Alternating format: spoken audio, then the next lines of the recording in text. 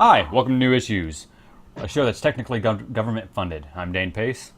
Colin Karkosh. David Robles. Yeah. Okay. So we usually talk about comics and stuff like that, and today we're going to be talking about our favorite creative teams and how the industry is affecting um, the comics, like film industry affecting the comic industry, and vice versa. Obviously, other than being the creative anchor for a lot of the films. We're also going to talk about news, and first up in the news. Actually, no. Let's back that up. Instead of talking about news first, we're going to actually talk about what we're doing, what we plan on doing. We always kind of open up with the idea of what we're thinking about doing next on expanding the show and different ideas. For example, I want us to start doing editorials. I've already talked to Colin about doing it.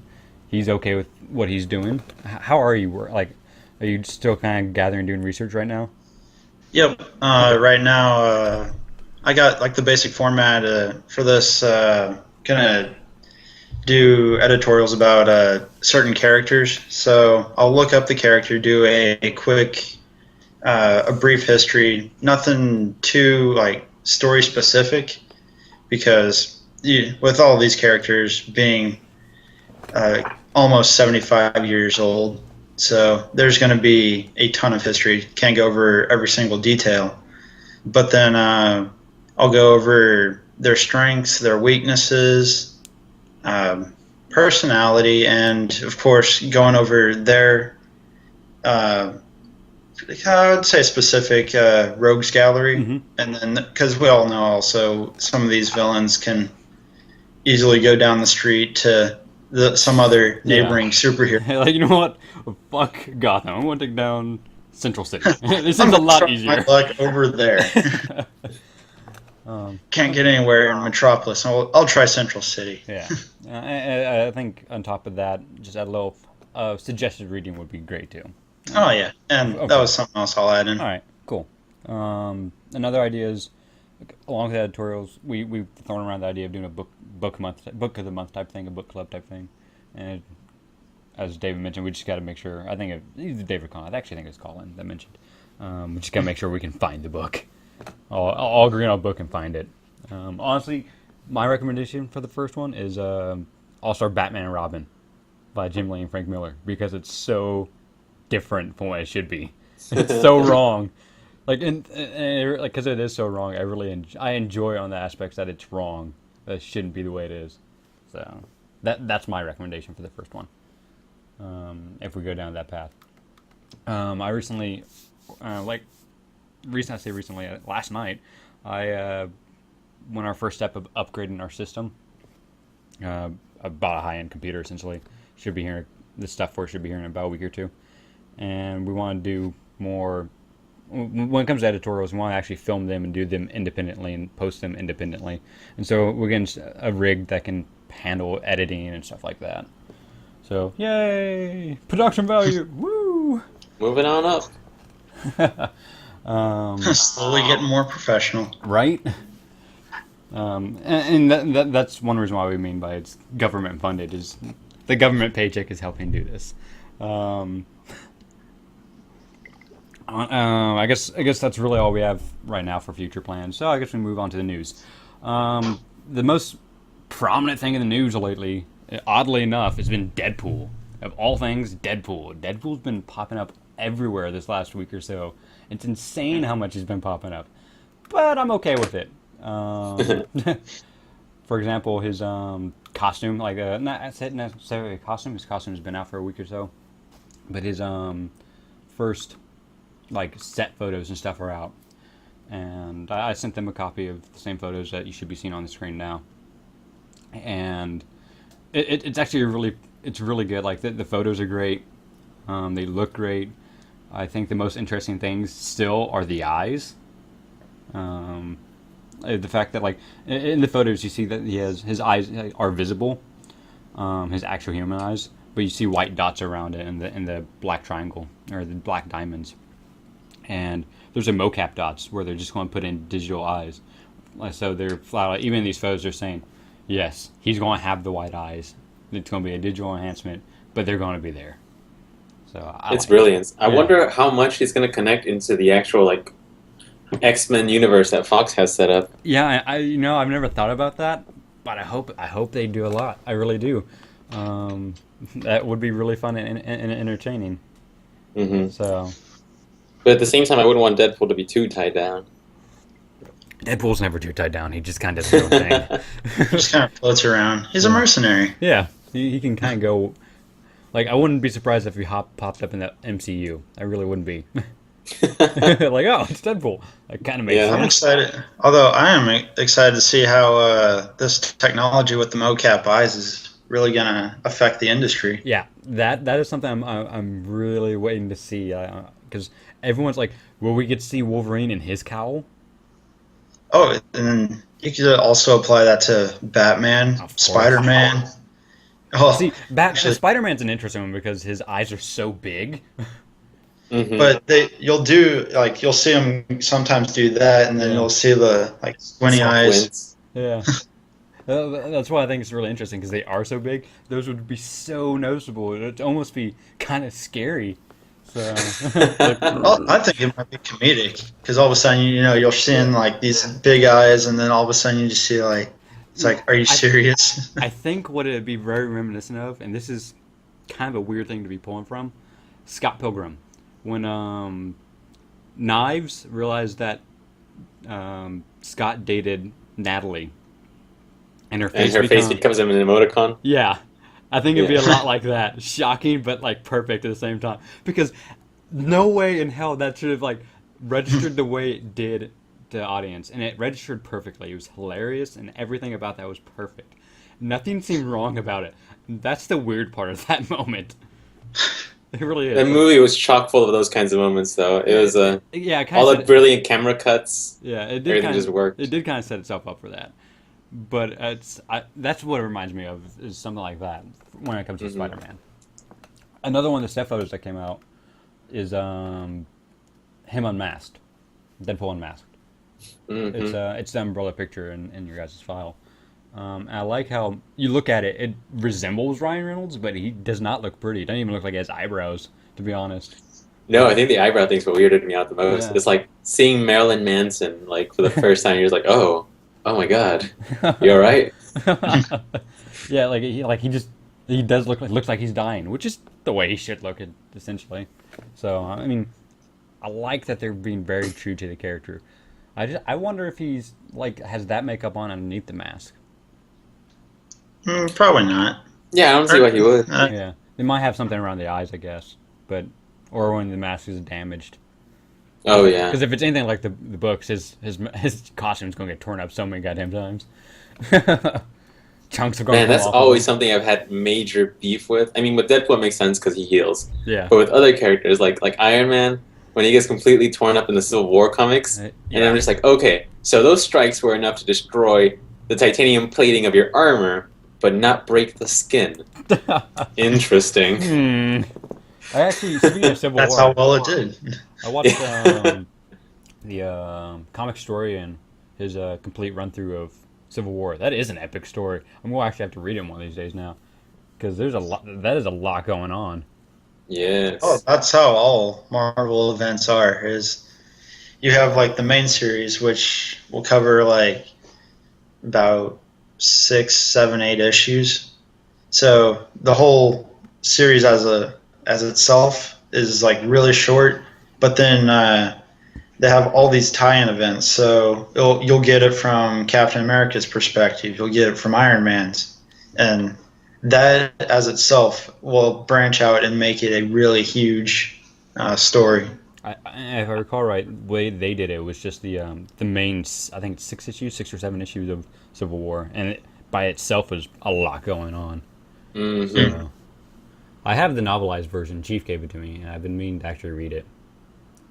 I'm I don't know, at man. it. You need pictures. Yeah. You need pictures. It's not the same. Continue on with our kind of Deadpool thing. Ryan Reynolds tweeted a potential poster for it, I guess. Have you seen that? Yep. Oh, really? Yeah, if you look in the folder, it's the one that says poster next to it. It's really, well, the best way to put it, it's Deadpool. It's very meta. It's him breaking the fourth wall as a poster. and he's reading the latest Deadpool issue. Yeah, it's him reading the latest issue. Brilliant. Yeah, and I guess it's a pending poster idea. So, but it's him on the toilet reading a comic of himself. So I'm okay with it. I think it's a great poster. Mm-hmm. I think it's that, and there's a photoshopped picture of one of the set photos of him holding a gun and an umbrella kind of floating through the air. I think are the I saw it today and I forgot to put it on this, and I think those would actually be like tonally they're the best for the Deadpool stuff. As long as it's something like that. I mean, you could get the poster that Colin has, which is the first issue of the Marvel Now Deadpool, which it's like ridiculous, like is like out of control. Actually, I think I have it here with me. Yeah, go ahead and bring it up. It's there's so much going on and so many like what, why, Yeah. what in that poster. I love it. I mean, but even as a poster itself, that'd be a really weird movie poster to have. Are they still doing Marvel Now? I don't know. I think when they collapse their universe here in a couple weeks, it might be something entirely different. Marvel later. Yeah, Marvel eventually. After now. Yep, here's the poster. Yeah. Like, Oh, yes. like, Excellent. see, I don't know if it's throwing up cats and dogs, or if it's like I just don't understand. Like, there's so much going on in this poster. It's like what? You would need the artist to describe it to you, like, but you can definitely tell there's like the flow going through into it. But it's ridiculously fun. I think it's that issue or the issue after that there's an onomatopoeia where friggin' Deadpool gets an elephant trunk through his chest and it's like is the onomatopoeia, and he goes, "Huh, I've never made that sound before." And he's like, "Oh, that's like." I just like the fact that he comments on it. Yeah, honestly, I don't know if they're going to keep the Marvel Now ideas. See. Moving onwards with set photos, I guess. The Suicide Squad cast photo is released, and I mean it's just a photo of the cast together, which it's not bad. It's not a bad photo at all. Big cast. Yeah, I mean, yeah, it is a big cast. I was quite surprised on it actually. Most people remarked on the obvious missing person, which was Jared Leto. He's not in the photo, and it is interesting that I'm not in it. Most people just assumed he took the picture. A day or so later, they released a different photo of Jared Leto, which I'll bring up in a second, and of him beginning the process of Jokerization, being Jokerized. Yeah, Jokerized. But yeah, it is a big cast. Several week process to put on makeup. Yeah. Oh, yeah, well, to get it right. I mean, especially I'm not quite sure what field they're going for yet. I honestly think they're going to do closer to a mix between the current Joker and R.I.P. Joker, that look. So, but the photo that came out is great. It's an homage to Killing Joke. Have you seen it? Hello? Yes. Yeah, I've seen it. Okay. Like, it was all quiet. Like, someone was say something. Yeah, it's an homage to Killing Joke, which it's a great photo. It really is. But people were freaking out. It's like, oh, this is our Joker. Like, it's just out of focus with the green hair. It really is. But you can kind of see the Joker in that. I honestly think he'll do fine. He has the build for the Joker. I never really said, but I think Heath Ledger had a little bit he's had too much meat to him. Oh, I just kind of pictured the Joker kind of being thin and kind of snaky. You know what I mean? Almost like a stereotypical used car salesman. Kind of like, you know what I mean? Mm-hmm. Huh. Yeah. Interesting. Right? Like someone who like he has a devil's tongue. You know what I'm saying? Just Okay. Yeah, knows I see what the right things to say, and that's kind of how Snyder writes him. Is like he just knows the right thing to say to get under people's skin.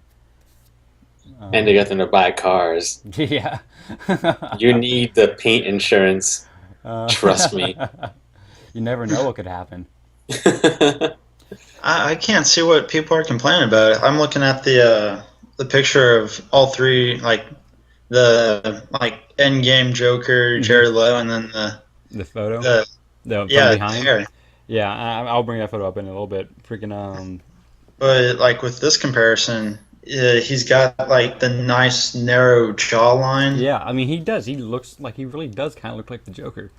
and Um, like even with his hairstyle, he has it like where the top's just like pulled back and then just kind of short on the sides. hmm So I'm okay with him Yeah. looking, or he looks good like this. Here's what it comes down to.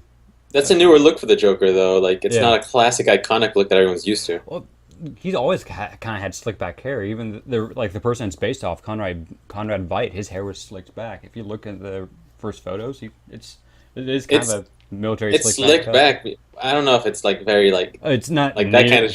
yeah, it's not to the extreme that Capullo draws it. But Yeah, like whenever I don't know, it's always Bruce Timm Joker that comes to mind whenever Yeah. I think of like the most like iconic Joker, and like yeah, it's this one looks different, yeah, and just like Heath Ledger's Joker looked different. and what it is, and when it comes down to the hate, it's people are comparing him to Heath Ledger, and and when it comes down to it, nerds are fucking dumb sometimes. They just they grasp onto something and they can't like let it be changed or tampered with. They're very temperamental when it comes to things, very finicky.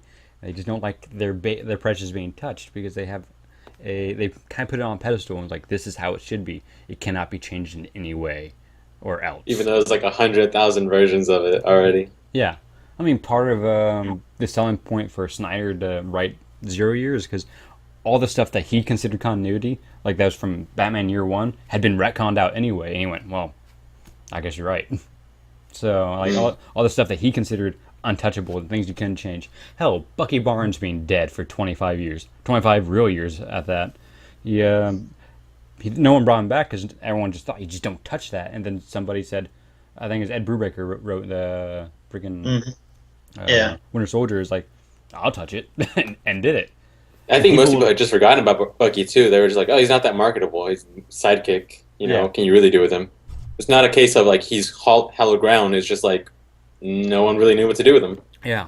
There was also like the scientists they found or actually in the comics the Avengers found Captain America, and they're just like, all right, well, they found Captain. They didn't really think to look anymore for Bucky. Look 20 feet to the left. He's in the same iceberg. He was just on the other side.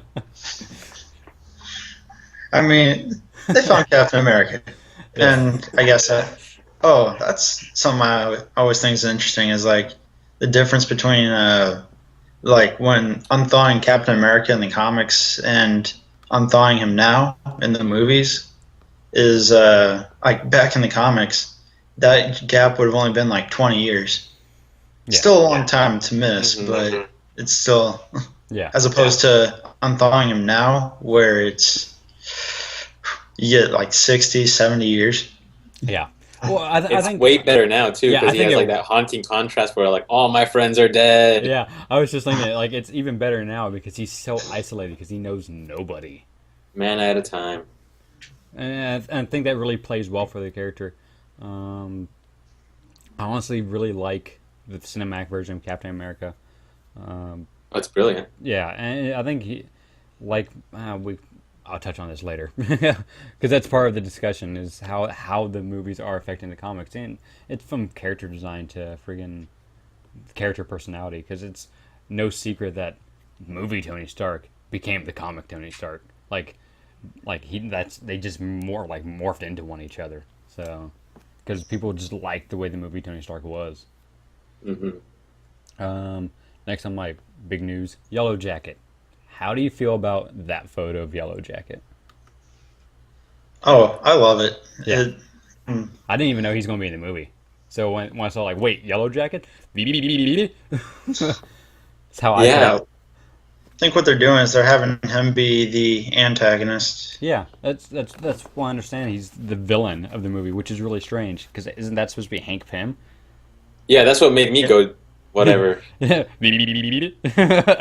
Sure. So I guess it could be a potential spoiler. So, but The comics are think- not new.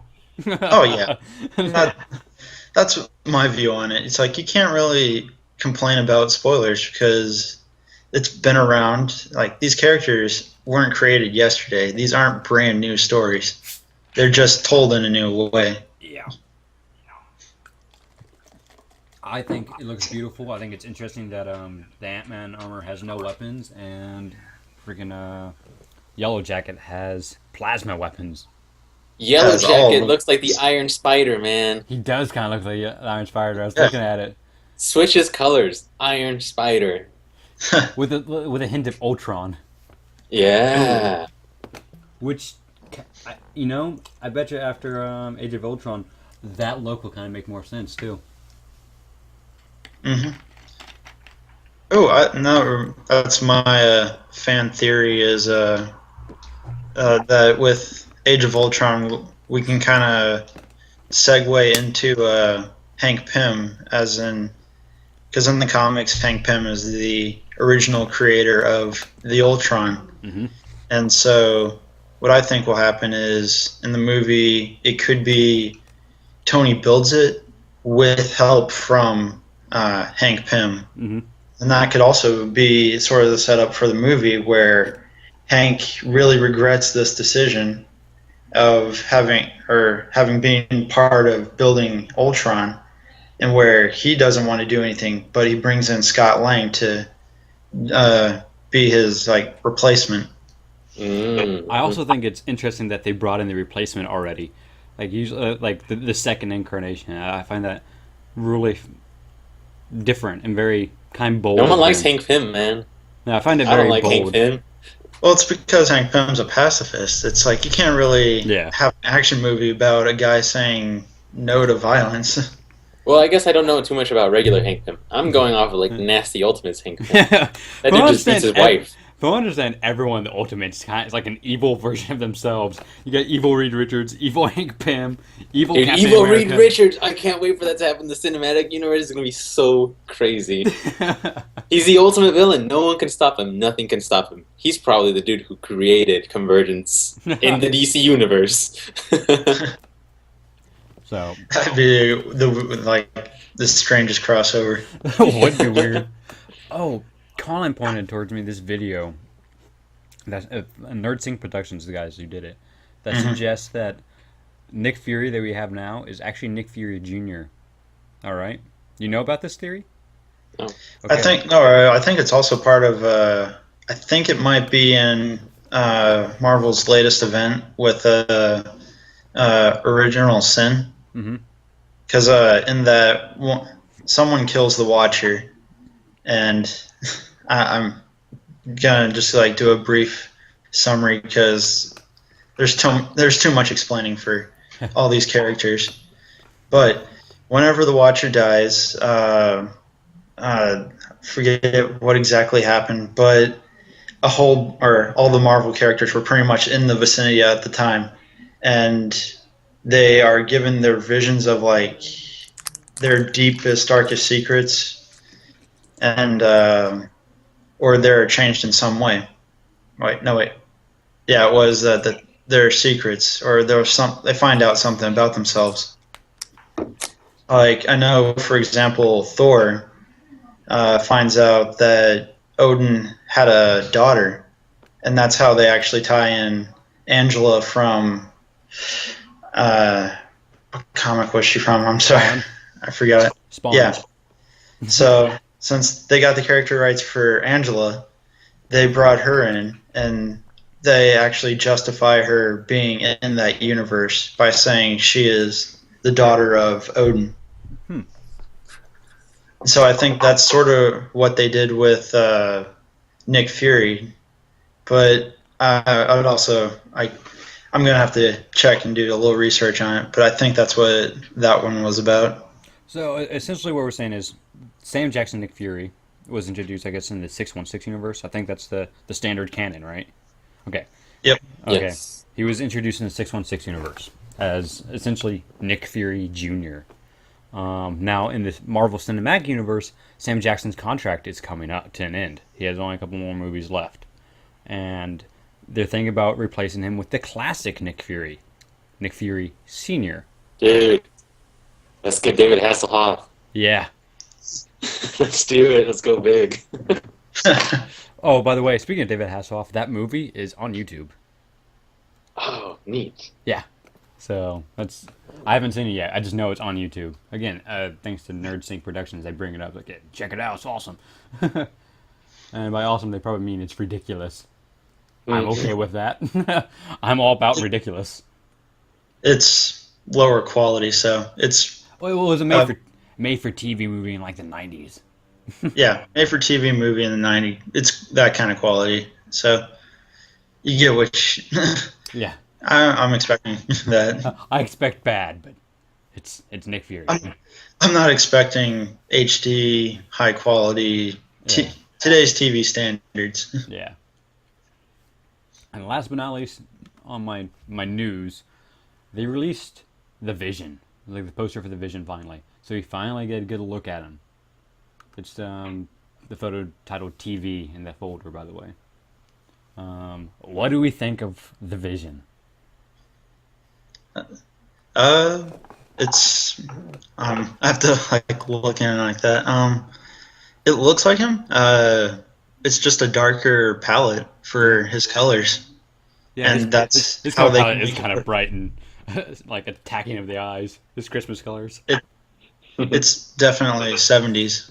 Like when I say that, if you look at all the characters by when they were released by decades, you can definitely tell there's a. You can kind of start grouping them together where the 70s have brighter color schemes like the Vision does, and or whenever you look at it as like classical color scheme. Mm-hmm. But like, and then other characters. Wolverine, for example, is another good one. Yeah, he does have a bright color scheme. So it's all these bright colors that we typically think of when we think of superhero costumes. Well, all But- colors for the heroes are broken down into primary colors are for more heroic characters, and secondary colors are for villains. So, like, Vision kind of has a bit of both. Like Superman, red, white, and yellow. Mhm. Or no, red, blue, and yellow. Yeah. Those are like the primary colors, and then you have the Joker, which is orange, green, and purple, and like those are all secondary colors. Huh. So like the more muddled the colors are, the more towards the villain Yeah. the character goes. Which was one of the cool contrasts of Batman is that he's like villain colors, but he's a good dude. Yeah. I think that's one thing a lot of people liked about the fact that Batman's so dark and the Joker's so bright. And I think Snyder comments on Death in the Family, or when he talks about how they're so polar opposites in that fact that Batman's all serious all the time, the Joker is not. Mhm. That's what makes him like great antagonists. But back Yeah, on most topic- people are typically bright, and it doesn't really work for movies because it looks really tacky. Yeah. So I- yeah, bringing this color scheme down worked. What I thought about the Vision was his face looks very human, which Yeah. I thought was neat. I think it's weird that it looks human. I don't like it, he looks familiar. Like I've seen that face before, but I don't know whose face it is. And another thing that I was thinking is check out his android receding hairline. Yeah. That's really funny. I love it. Yeah, like I mean, they had the jewel there and everything. It's pretty legit. I mean, Yeah. But I mean, like, you know, it works for his robotness, but then if you start looking at him like a normal person, you're just like, Yeah. oh, that's hair. yeah, that poor guy. He's an android, and he still can't even keep a full head of hair. Exactly. I think he looks good. I don't know much about the Vision other than he's kind of OP. He's kind of, to me, I think when I think of the Vision, I think of he's kind of Marvel's answers to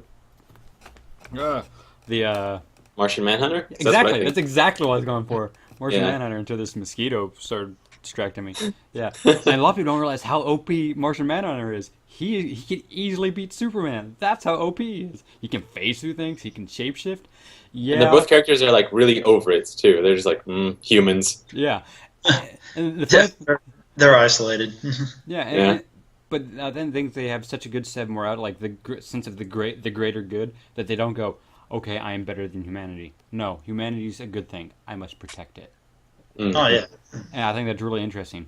In fact, New Frontier, which I've been reading, really good. It's by Darwin Cook, like completely by him. It's like he does the art and everything. Really? Yeah, it's really. That was good. a really thick looking book. Oh, it is thick. It's huge. But They can stop a bullet. I mean, it's good. It kind of criticizes post-war America and superheroes. To me, I feel like it's a thick allegory, and I just got to the part with Martian Manhunter when he shows up, and he starts kind of adopting our morals from television, and like understanding the way our culture works. And by watching television, he decided what is good and what is bad. And this is from 50s television, so good has a very strong to it. I can't describe this other than it's black and white. So, and that's why he decides to be a detective, because then he can kind of get into these problems and help firsthand. According to this, and it's really good. I really do like it so far.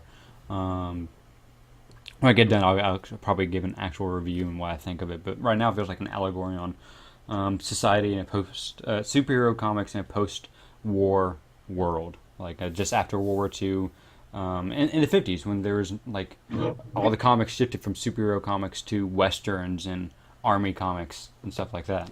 So it's kind of looking at the industry itself as a whole, which is a really weird tangent to go on. To just kind of follow up on Marvel news, they did announce, Marvel announced that for the cinematic universe, Spider-Man is going to be Peter Parker. Oh, really? Oh, you haven't heard about this? No. Okay, so he's going to be Peter Parker. He's going to be in high school still, and I think they aged him around between 15 and 16ish. Yeah. Mm-hmm. And he's currently active in the world as of right now, doing things behind the scenes and not on camera. Told you. So they, I think they'll, in this movie and the next movie that Marvel released, they're going to start hinting at him, his existence, very subtly. They also said they're not going to reboot him, not yet at least. By reboot, they're not going to make his new movie is not going to be an origin movie. They're not. Good. They're not going to do that because it will. I've said it before. Like Batman, everyone knows his origin. They're like. And I mean, right now you said he's currently active, so that means that his origin already happened. It happened between the panels, and we don't have to look at it. Yeah. It's some suggested. It's implied. And Colin and I were talking, and he suggested probably having flashbacks to it or something like that. Yeah, maybe. I mean, don't really need him, but because he's going to get his own standalone movie. He might explain what happened to somebody, but you won't get a whole movie about him becoming Spider-Man. Yeah. Or what was it? I think it was almost like in the first Tobey Maguire movie, where it could. Oh wait, I guess a better example would be in Incredible Hulk, where they actually didn't do an origin story, but in the beginning credits, it kind of goes through positions. You'll see all these file reports, and I'll say Dr. Bruce Banner, and then so it kind of tells you that way without actually showing you. Or I guess for Spider-Man, you won't see him go in and get bit by a spider. Ben dies, and then starts fighting crime. Yeah, they're just gonna do little flashes of that. Yeah, Spider-Man 2, when it starts off, has all the Alex Ross art. Yeah, the beautiful art of his. You know what? Just graph that exact opening credits. Yeah, as he was talking about the Hulk stuff, all I could picture was Alex Ross's art flying by on webs. Going, man, it's just thinking, man, that's some good art. That's some pretty stuff. And now that I'm into comics, I actually when I saw the movie recently, I'm like, oh, dude, that's Alex Ross's art. Hell yeah. Oh, absolutely. And I think that's where I knew that Spider-Man 3 was going downhill, when the opening credits were just sand and Venom stuff, and I was like, where's the cool art?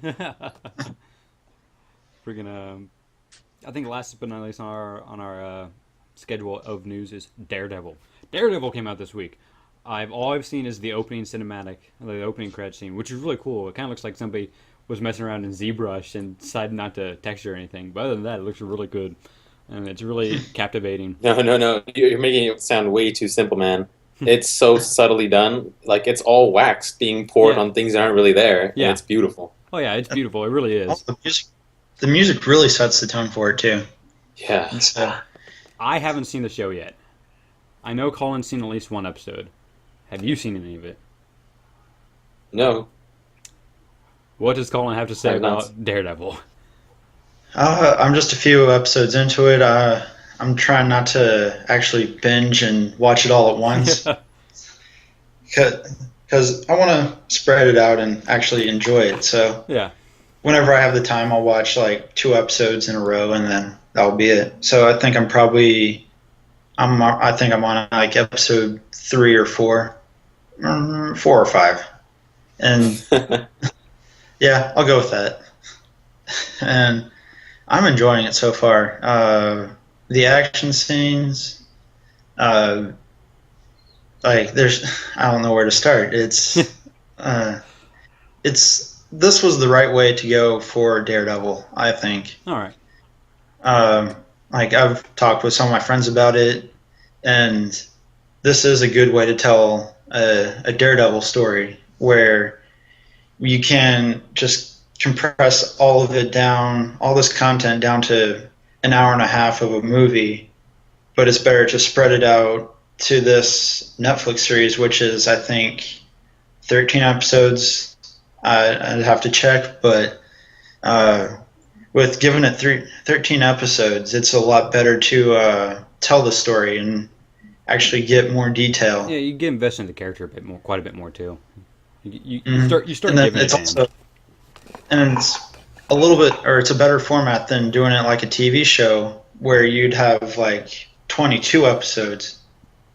Because sort of like one downside is like with Flash, where they set it up and they have to do all this origin story in the first half of the season, and then cut to like episode 12 when you actually introduce like the Reverse Flash. Yeah. So And start getting Gorilla Grodd in the mix and stuff like that. Yeah. yeah, and you're not busy introducing all these other different villains like every week. So it's more like I said, this was the better way to. It has the right length, and everything's compressed in the right ways. Is that what you're saying? It's not too long, not too short. It's the right length. Yeah, All right. and for the story, and it's also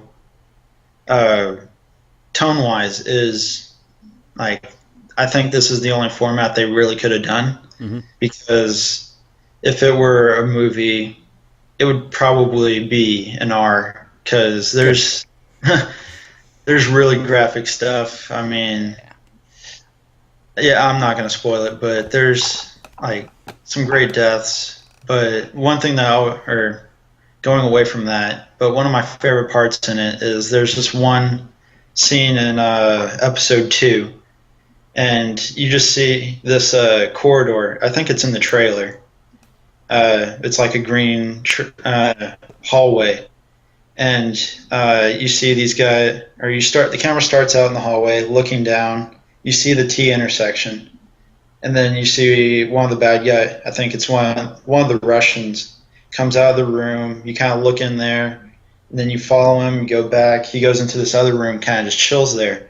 Then the camera pans back down to the T, starts going down the hallway, and then that's when you see Daredevil come in. He just walks in, and the Russian comes back out. They start fighting, and the other guys hear the struggle. So then they come in and attack, and it's the whole time the camera's just going back, forth, kind of just switching down the hallway. So it's one long cut. Oh yeah, Okay. that was my favorite part about it. And then also in that you really see that it was one take, because at some point, like, they're still fighting. It looks like the punches are hitting, Mhm. but they still look tired from it. Yeah. And I'd highly recommend it.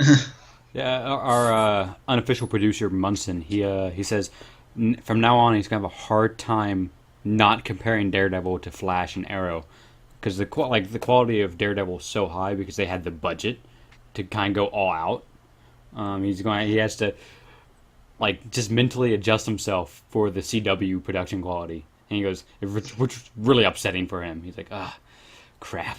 So,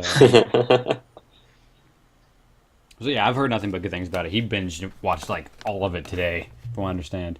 I think he was on the last episode right before we started this. So we've touched on the idea. Oh no, belay that. We haven't touched on this idea, but this is an idea I've been thinking about for a while. Who are your favorite creative teams and why? Like, what teams that every time you see, like, you just see their name on a book, you're like, oh, I'm going to pick that up because you already know it's going to be quality work. They mesh so well that all their work is superb. All right. Do you want to start us off on that one? I have my answers in front of me, so if you got something, by all means, I know what I'm going to spit out. I just had a long segment, so I'll give you guys some time to talk. As weird as that may sound. Yeah, right? You got anything off the top of your head, David? Yeah, we all do. But I am mostly I like solo creators as opposed to teams. All right. So this was a little, like, tougher for me. Mm-hmm. I've mostly pulled up things that, like, I like, but, they didn't change my life. Yeah. Well, except for one of these. One of these is pretty damn good. Actually, you know what? All of these did influence me a lot, but like I said, I have a weakness for solo creators. Hey, if you want to throw down some solo creators, fuck it. Throw it down. No, we'll save that for another time, man. All right. That's a category unto itself. So, 4 teams. First one is Brian Bendis and Mark Bagley. Okay. Their run on Ultimate Spider-Man beat Jack Kirby's and Stan Lee's run as the longest, like, really? On a solo title. Mm-hmm. Really? Absolutely. How long did they run it for? Long enough. I think they hit the decade. Wow. And they might not have, but they went really, really damn long because it was from the inception of the Ultimate Universe, and they kept going up until, like, very deep into it. And it was all in Ultimate Spider-Man. I don't know if they've worked on anything else together, but everything that they did in Ultimate Spider-Man was very revolutionary for comics in a way. They didn't use typical formats. They would have pages that were completely silent for, like, 5 pages at a time. They would have kind of like what was done in Wii 3, where, like, it's just like 100,000 panels in one page of, like, all these minute little things happening at once. And all of the internal dialogue that Peter was doing was just fantastic.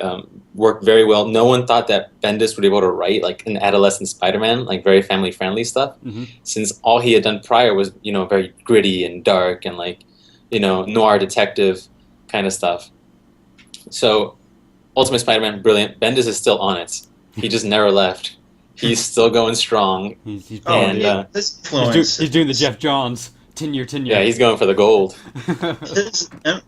He touches so much in Marvel, where I'd have to pull up his his resume of, like, his whole of stories, but he's, like, pretty much in charge of all the major crossover events.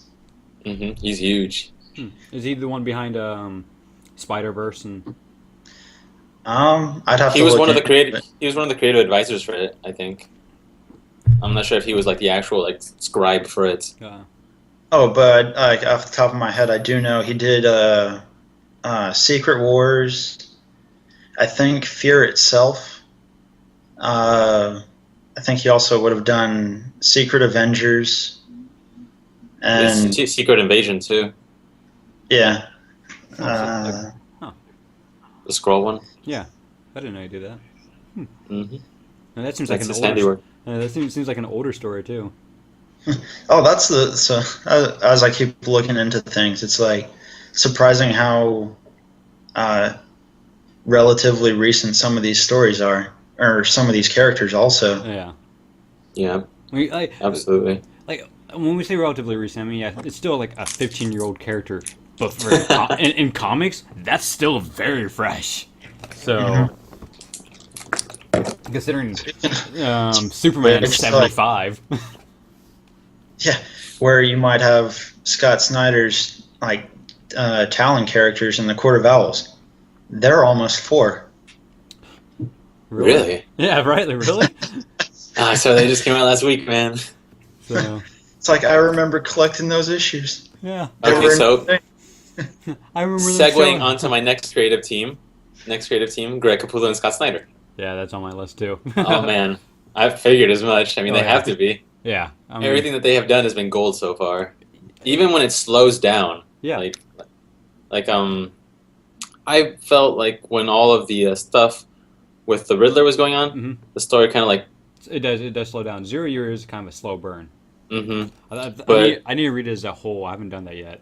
Still good. Yeah, I think that was my problem with it, was reading it issue by issue, like having to wait 4 weeks just to see what happens next. Yeah. But it wasn't like, Court of Owls was sort of the same way, but at least that had like each issue had action in it. Mm-hmm. Whereas, Court of Owls I thought was like quick. Like I thought it was just really well paced. Well, when we got it, we got individually in issues. Oh. Like while on deployment. Yeah. So we had to wait till we hit a port too. Jeez. But the good thing about that was like there'd be like 2 issues out at like 1 to 2 issues out, so then you could just like download them there. Yeah. Capullo's art, just brilliant. Scott Snyder's writing. He really is the best artist for Batman in a very, very long time.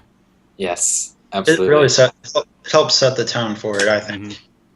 Mm-hmm. Yeah, new standard was set with them. So, next creative team, Fiona Staples and Brian K. Vaughan for Saga. I didn't even think about that one. Yeah. That is a good one. Like, they are the kind where it almost feels like it's a single creator that's doing it because of how well it blends. Yeah. And I want to have Fiona Staples art babies. Like, I want her to put them in me.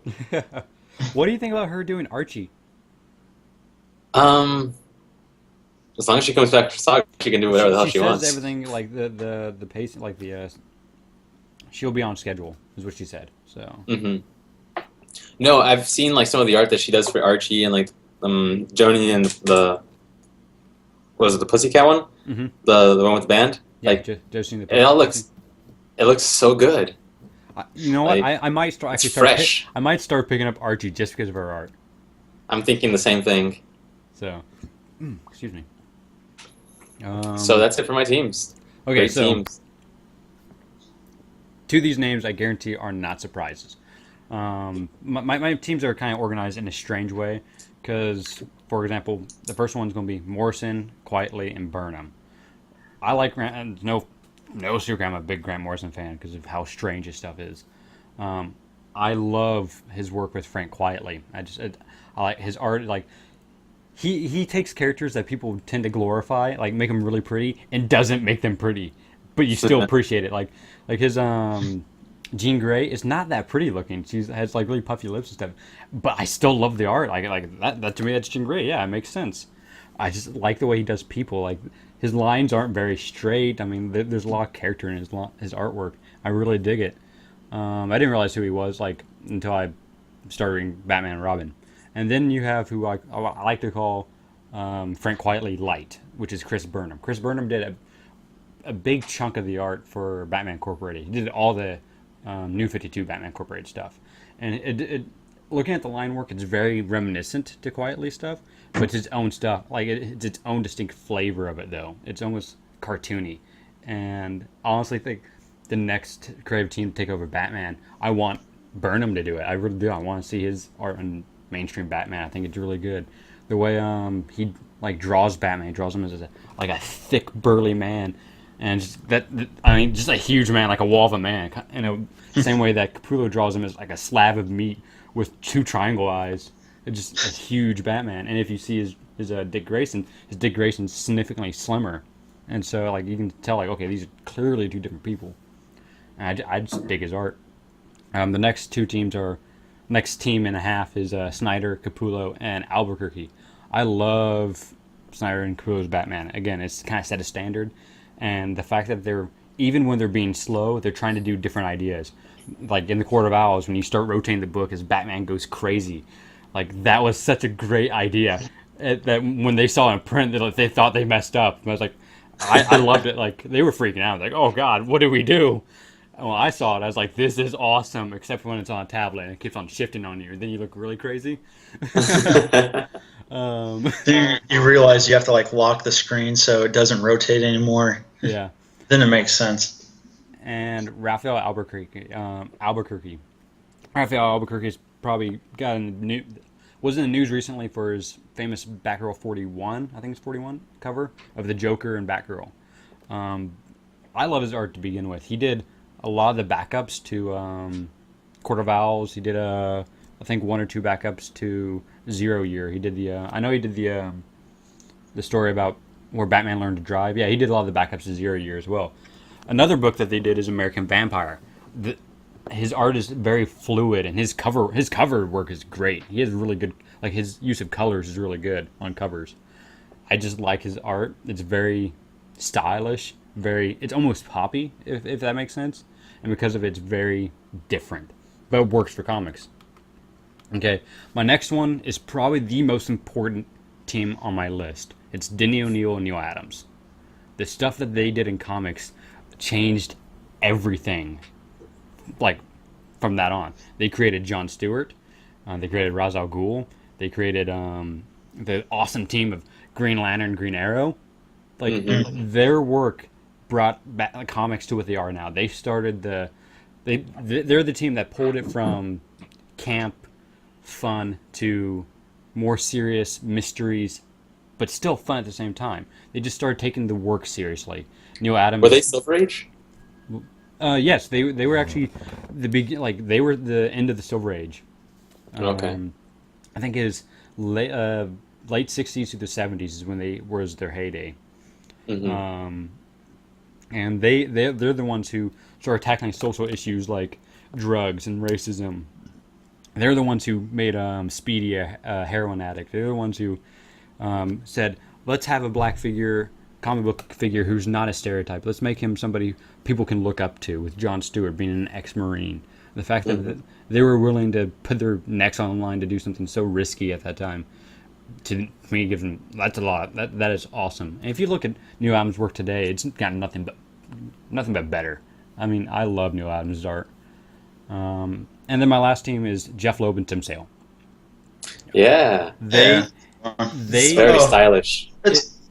Yeah. Their styles work together. They really do. Styles, like the writing style and the art style, works for that. And the reason why it works is because Sale draws kind of a noir style. Loeb writes a very good noir, and because they do live in the same genre essentially, they mesh really well. For example, for the longest time, like for a while, because I hadn't read Long Halloween in a long time, for some reason I was thinking the book was in black and white. That's how noir it comes off. And then I realized, when I looked at it recently, it's full color, except for a couple pages, which are the pages that are in black and white, which are in black and white for a very specific reason. And it's just, it works. It's a very stylized look. It's a very flashy look. But at the same time, it's very not proportional. It's not realistic. It's not gritty. It's its own thing. Like, if you look at the Joker, he has like 8,000 teeth. His jaw comes down to his knee. It's very stylized, but it doesn't come off strange. It's like, this works. Tim Sale said, "Fuck the rules," and he just went crazy on the Joker. It's what happens when you're freaking colorblind, I guess. Yeah. And that's essentially my list. People who like to do different things, like Quietly. Quietly's work, his panel work's really freaking crazy. Like, speaking of We Three, you know that panel where the cat is jumping and the panels are doing a really weird, like, this number? Like a rotation? Yeah. That's what I had in mind when I mentioned their panel work. Okay. So I watched an interview, and the idea behind that was as if the panels were in 3 dimensions. And so you're seeing, like, them going through time that way, as opposed to, like, as if though you took the panels and went like this. That was the idea behind that. And that they're trying to, that creative team likes to try to do something really strange. And that's one reason why I liked Pax Americana so much, is because it's something that they don't do. They really like to do strange, very fluid things. And with Pax Americana, it's so strict and so out of the norm for both of those, the writer and the artist, do something that's such a strict 8 grid thing, such a strict and very tightly controlled narrative that is very unusual, and that's why the fact that they did something very different from them is one reason why I love that book. What was it that they were like, in We 3 they were trying to do it because like animals experience time different or whatever? Yeah. Yeah, that's pretty neat. Colin, since speak, you have a team. I know you do have at least one. At least one. Yeah. Whenever you first presented this, I was thinking it was just the one team. So, but then as you guys started saying, I can think of some more. So the whole Denny O'Neil and Neil Adams. That I'll have to agree. That is very inspirational it's inspirational. It should be for all writers nowadays. But then personally for me, I'd have to go with like Jeff Johns as writing, and then Ethan Van Sciver. I think it's Severe. I really apologize. I have no idea how to pronounce it, but but it's. I mean, it doesn't matter because I was able to meet him at a Comic-Con once, and I told him like I appreciate his art, and to me like this was one of the first actually this Green Lantern Rebirth was one of the first comics that got me back into it. Mm-hmm. And I almost kind of figure like sort of have that as a standard as I don't know what it is about it, but so what you're saying, that's your standard on how books should be presented. It should be of this quality writing, this quality art. All right. Yeah, and then also with this team also did Flash Rebirth. Okay. So that's how I'm confident in that team. And then also with Jeff Johns, him and Ivan Reis.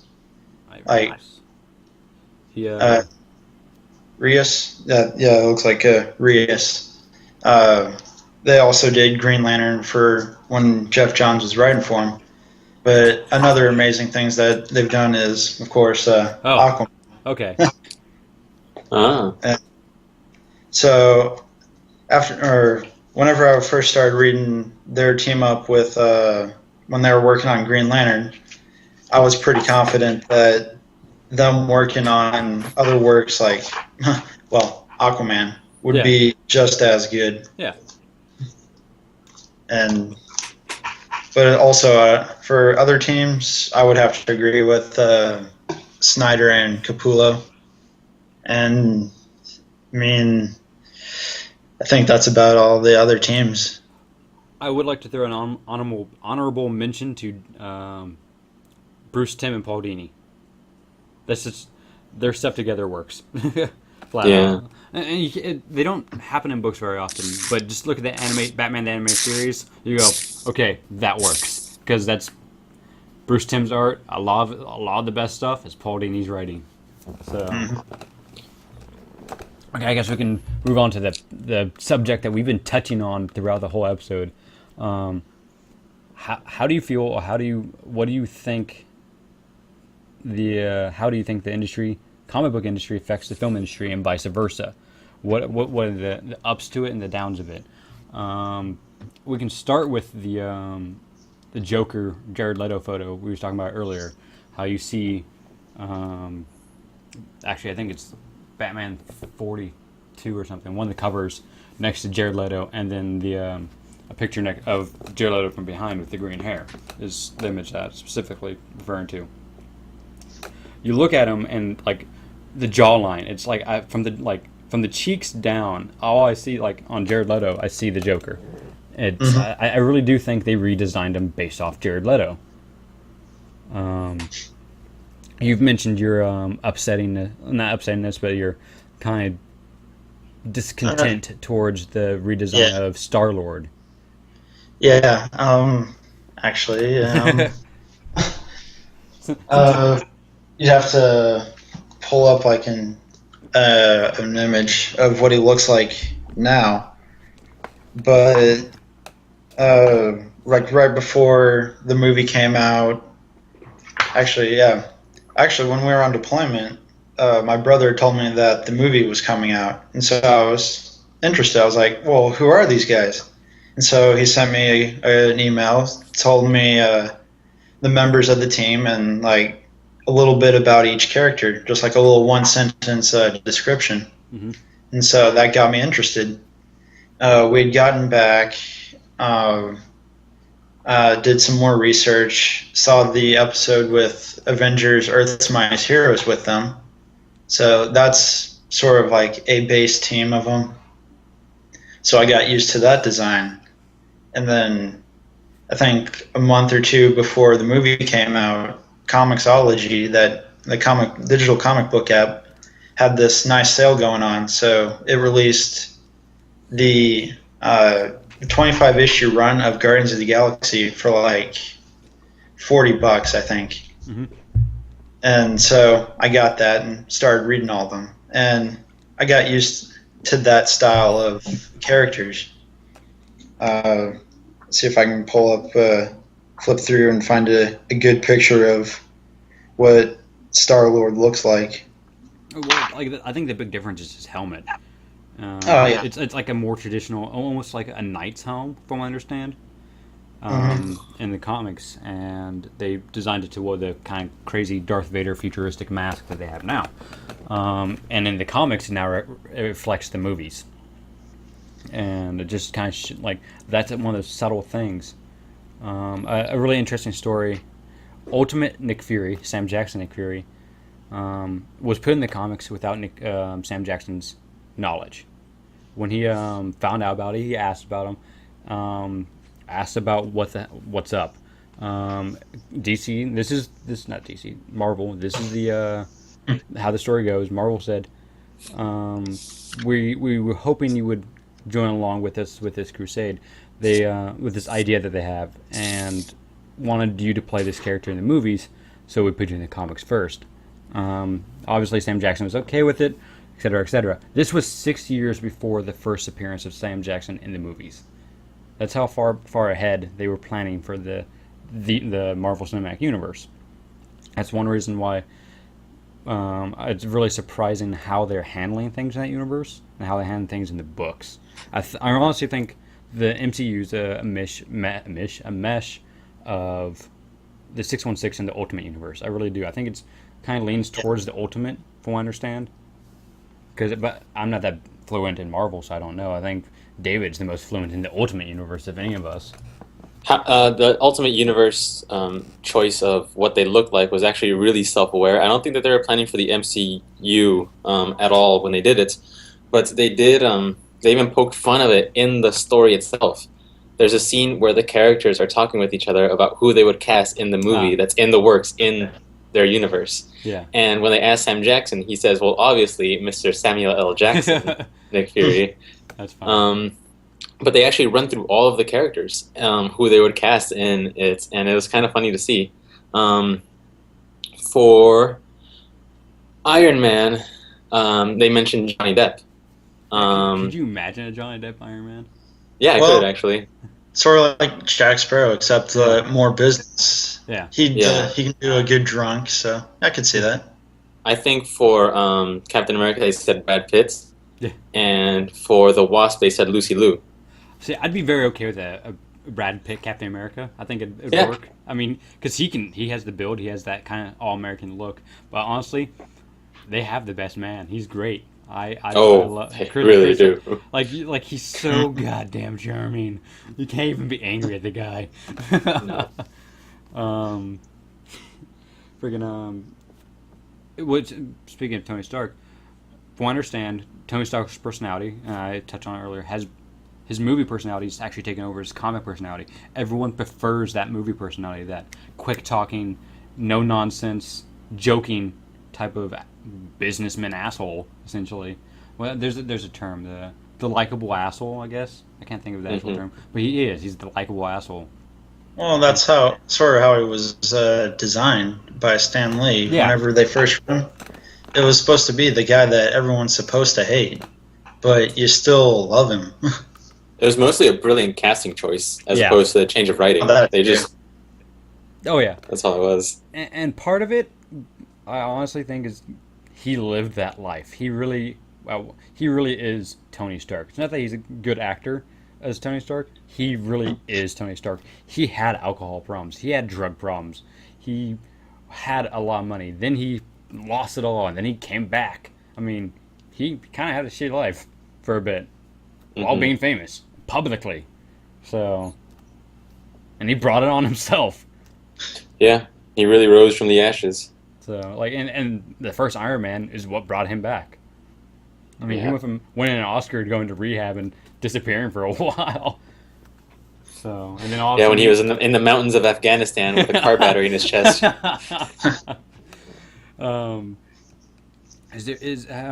Like Scott Pilgrim books, since we were talking about them earlier, those were not finished being written when the movies came out. In fact, they were being kind of made simultaneously. And a lot of things from the books that went into the movies, a lot of things from the movies actually went to the books. Like from Brian Lee O'Malley. So yeah, we took that from, like, the line, "I'm in lesbians with you," came from the movie. That wasn't in the book at first. Yeah, that came from, but I mean, they had to inform each other, though, because you didn't want to have a completely different ending. They wanted something different. Like, I guess the book was going to be a lot more, like, the movie originally was going to have a more bittersweet ending, like where he didn't go with any of them. And he went with knives in the movies, was the original idea. Yeah, I know he went knives in one of them, and another idea is he didn't go with any of them, and then with Ramona. It's been so long since I've read Scott Pilgrim.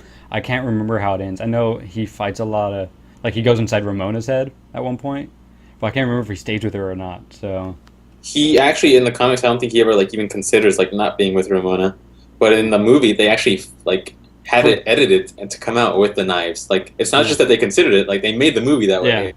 And they got such a negative reaction, and they were just like, "Oh, maybe this is a bad idea." It's really, I really do think it's interesting how the film industry is affected. Like here's a fine example.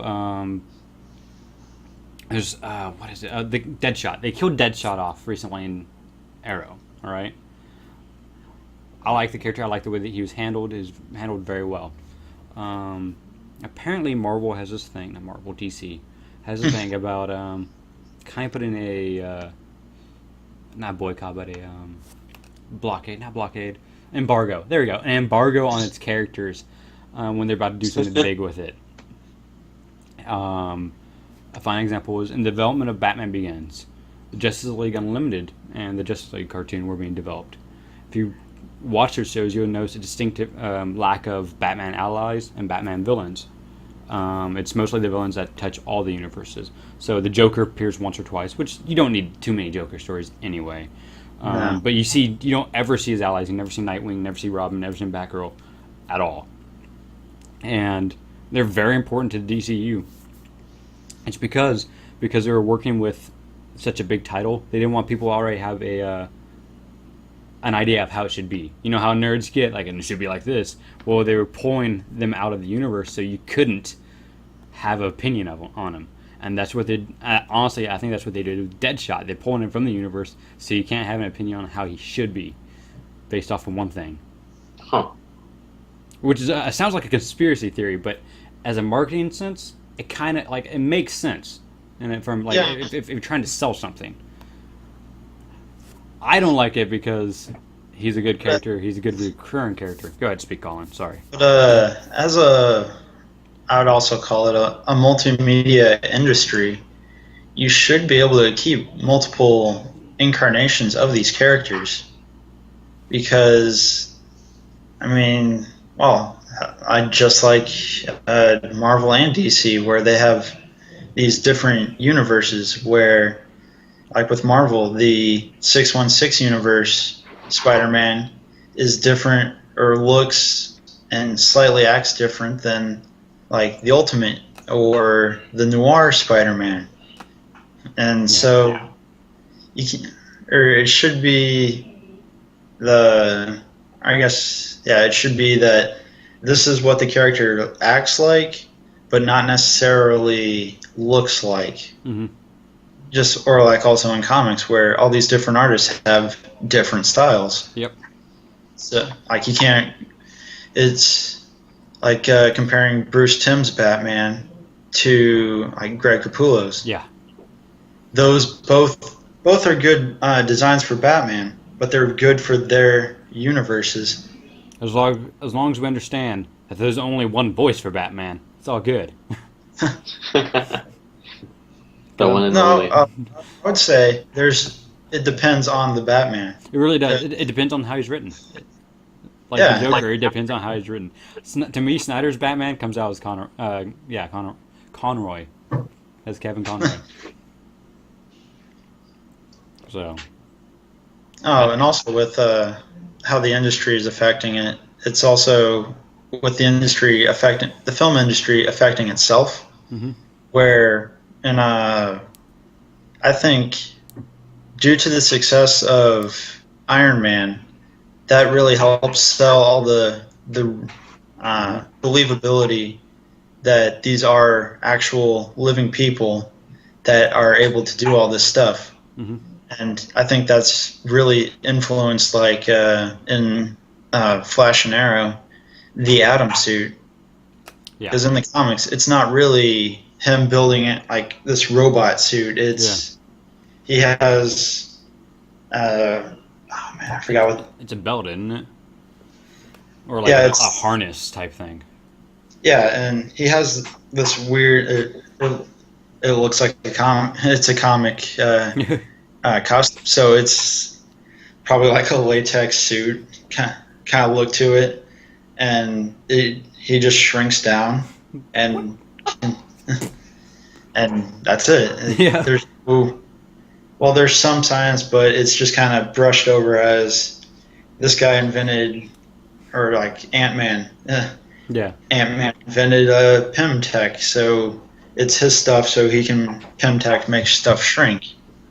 It's not like heavily developed, I guess. Yeah. It's part of the circle of disbelief. It's the circle of magic, or the ability to believe something that is kind of far fetched, as long as it remains in a certain circle. Because once you start crossing that boundary and start questioning things, everything falls apart. It's the idea of when you read a comic, everything that happens in that comic book happens because it's okay in that universe. These characters believe it happens. As long as they believe it, you can believe it, right?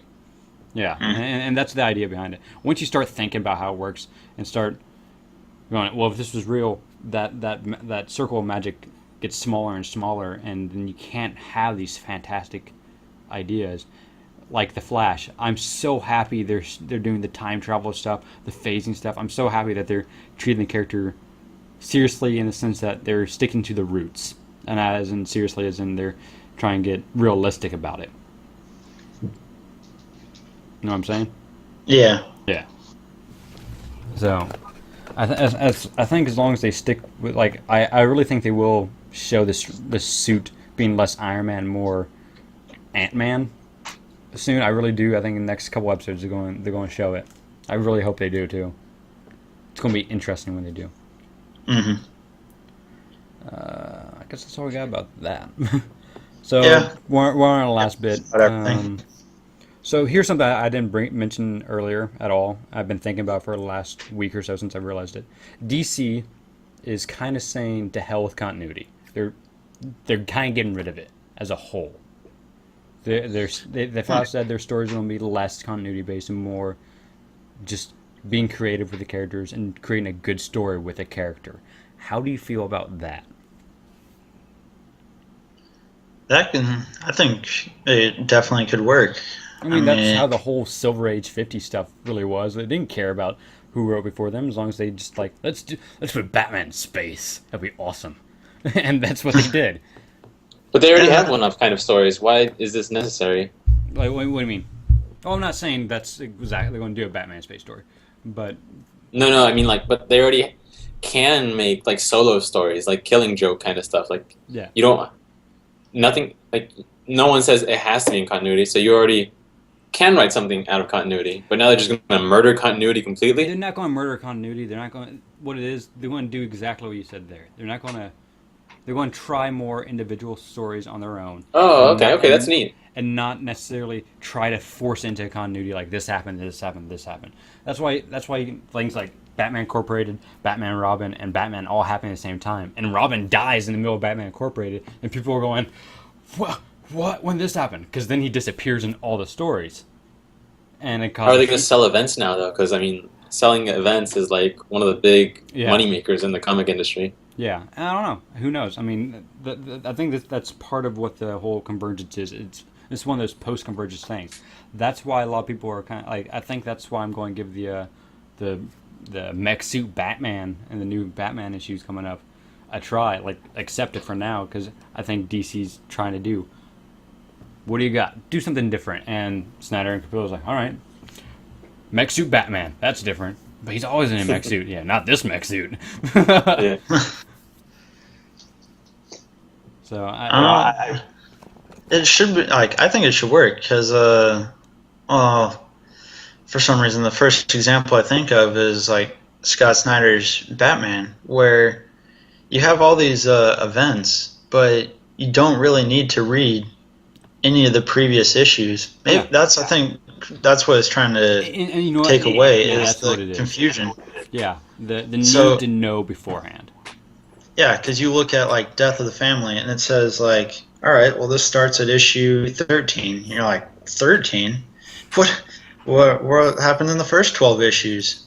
But like once you read Death of the Family, it very rarely says what happened before, and you don't really need to know the whole like Court of Owls to understand what Death of the Family is. Yeah, and that's kind of one reason why I like Snyder's Batman stuff, because they're very contained story arcs. From what I understand, John's run, everything ties in from beginning to end. It's just one continuous epic story. Yeah, it's like even when they did the New 52, but I would compare it to like just like what are they? Just your regular like TV dramas, where you start out in season 1 and then keep going like season 3 or so. It still talks about stuff that happened in 1, but it's one long continuous story.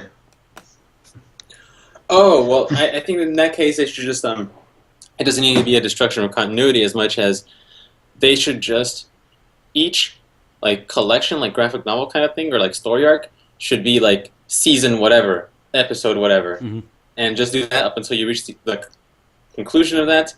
Then for the next story arc, that's season whatever, and then start back up from episode 1 and go on from there. I'm trying to remember one of the books. It's either from the Blackest Night event or one of my Batman books. It opens up like the first page is the story so far and explains that Dick Grayson. Like I know one of them's a Batman book. It explains that Dick Grayson's it's friggin' the Black Mirror.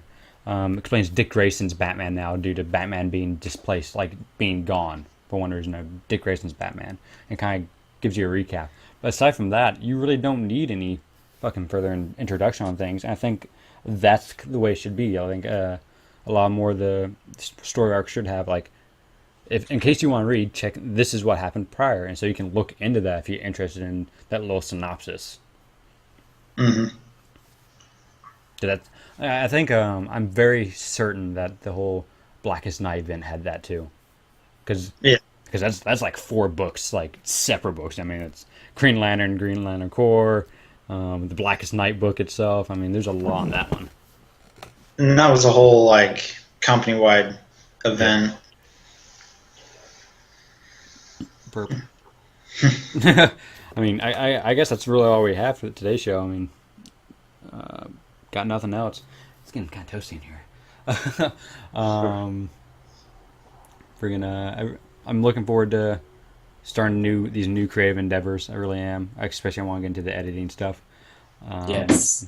I think we're gonna have real fun with that. I'm looking forward to the editorials, because once I get your script, I want to see the script. I want to read it over and stuff like that. Of course, me being a visual person, I already have ideas of what we could do with it. I really would like to. I want to see you do something, Dave. I'm pointing towards your box. That's why I'm pointing at things. Okay. I'm pointing at each other's boxes. Fortunately, on my screen that works because it works here too. I'm sure I can think of something for you to kind of work on when you're bored, if you have some free time. I know how busy you can be, and I really feel weird. Kind of like, here, have some homework. Because I felt really weird doing that to Colin. Like, here, have some homework for you. Try this out. Yeah. But I'll throw some ideas towards you of possible things to do. I guess so we can close this with our usual slogan of "We enjoy having you. I hope you enjoy being had." I'm Dane Pace. Colin Karkash. Yeah, that one. David Robles. Have a good day.